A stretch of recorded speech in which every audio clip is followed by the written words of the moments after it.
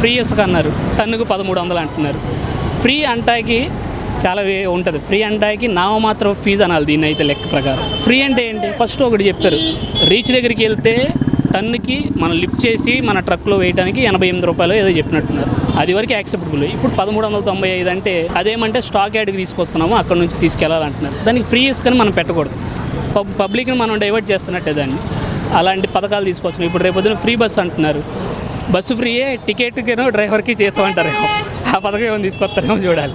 ఇక అలా ఉంటుంది. ఇక రాజధాని అంటారా, మన ఇండియాలోనే నాకు తెలిసినంత వరకు బిగ్గెస్ట్ ఫ్రాడ్ అవుతుందని చెప్పి నేను అనుకుంటున్నాను. రియల్ ఎస్టేట్ వ్యాపారం అవుతుందని నేను అనుకుంటున్నాను. ఎందుకంటే 22,000 ఎకరాలు ఆల్రెడీ గవర్నమెంట్ ల్యాండ్ ఉంది అక్కడ, మళ్ళీ 33,000 ఎకరాలు రైతుల దగ్గర నుండి తీసుకున్నారు. మళ్ళీ వీళ్ళు అనేది ఏంటి, మనకి సింగపూర్ రాజధాని చేస్తానని. అది ఉందేమో మనకి 5,000 ఎకరాల్లో. ఇప్పుడు మనకి తీరా చూస్తే మొన్న 1,547 ఎకరాలు ఏమో రాజధానికి కేటాయించారు. మిగతా అంతా ఏంటి, రియల్ ఎస్టేట్ చేయడానికి కాకపోతే ఏమీ లేదు అక్కడ.